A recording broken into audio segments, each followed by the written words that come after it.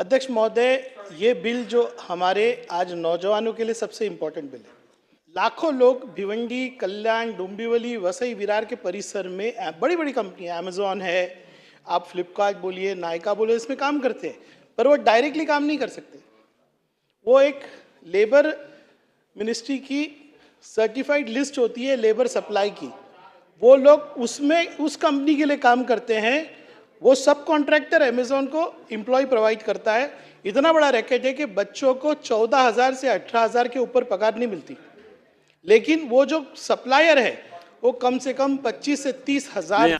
देखिए, कल असेंबली में मैंने महाराष्ट्र के अंदर जो हमारे लाखों बच्चे या तो ओला, उबर, जोमेटो, स्विगी या हमारे लॉजिस्टिक पार्क में काम करते हैं और उनको किसी तरह की भी सिक्योरिटी नहीं है, उस मुद्दे को उठाया। सिक्योरिटी का मतलब क्या होता है? जब एक नौजवान बच्चा किसी के यहाँ नौकरी करने जाता है और वो मल्टीनेशनल कंपनी होती है, अमेजॉन, स्विगी जैसी, जो अपने आप को यूएस में बताती है कि हम हमारे एम्प्लॉयज़ का बहुत ख्याल रखते हैं, ऐसी कंपनी को जो है चाहिए कि हमारे बच्चों को डायरेक्टली एम्प्लॉय करे।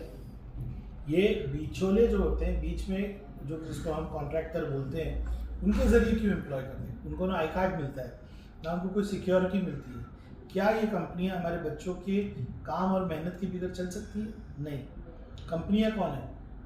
इंटरनेशनल कंपनीज है, कमाते इधर है, यूएस वगैरह पैसे ले जाते हैं, गवर्नमेंट को टैक्स भरते हैं। लेकिन जो एक्सप्लॉयटेशन हमारे बच्चों का हो रहा है, आज जो बच्चा 24 साल का है, 26 साल का है, 28 साल का है, जब वो शादी करेगा, अपने बच्चों को स्कूल भेजेगा या वो बूढ़ा हो जाएगा, जब वो काम नहीं कर पाएगा, तो उसको क्या सिक्योरिटी है?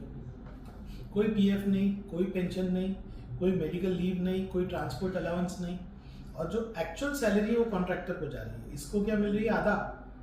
मैं आपके जरिए पूरे भिवंडी के लॉजिस्टिक कंपनीज को एक मैसेज देना चाहता हूँ कि हमने अभी ये प्राइवेट मेंबर बिल लाया है। प्राइवेट मेंबर बिल का होता है एमएलए कानून बनाने के लिए सरकार को कहता है। ये बिल असेंबली में अब टेबल है, इसमें हमने सारी बातें रखी है। हमने कहा है कि Maharashtra gig workers and informal workers का एक बोर्ड होना चाहिए, वेलफेयर बोर्ड होना चाहिए। उनको accident insurance, life insurance, pension, medical leave, ये सब कुछ होना चाहिए, और सरकार इससे बच रही है। जब से बीजेपी की सरकार आई है तब से ना हम यूनियन देख रहे हैं, ना जिसको कहते हैं कि अधिकार जो होते हैं वर्कर्स के, उसके बारे में कोई प्रस्ताव देख रहे हैं, ना कुछ देख रहे हैं। मेरी मांग सरकार से ये है कि इस बिल को इमीडिएटली पास करें।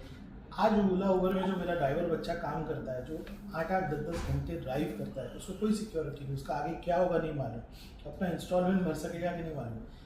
प्रॉफिट मार्जिन बहुत है, पैसे बहुत ये कंपनियां कमा रही है, शेयर मार्केट में इनका प्राइस ऊपर बढ़ रहा है, लेकिन हमारे बच्चों की ज़िंदगी बद से बदतर होते जा रही है।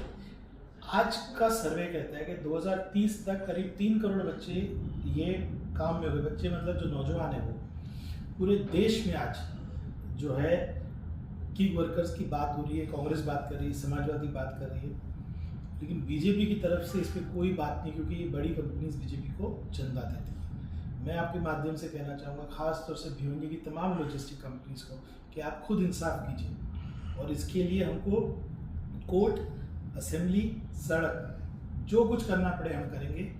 आज से ये आंदोलन हम अनाउंस करते हैं। असेंबली ख़त्म होते ही मैं जगह जगह पे नौजवानों के साथ मीटिंग लूँगा और एक बड़ा आंदोलन खड़ा करने की कोशिश करूँगा, ताकि सरकार जागे और अगले सेशन में जो बिल हमने पेश किया है, ये बिल मैं आपके ज़रिए बच्चों तक पहुँचाऊँगा। पढ़ो, आपके बारे में आपका आमदार क्या सोचता है। महाराष्ट्र में नौजवानों के साथ इंसाफ होना चाहिए और उनको सारी सहूलत मिलना चाहिए, ये हमारी डिमांड है। ठीक।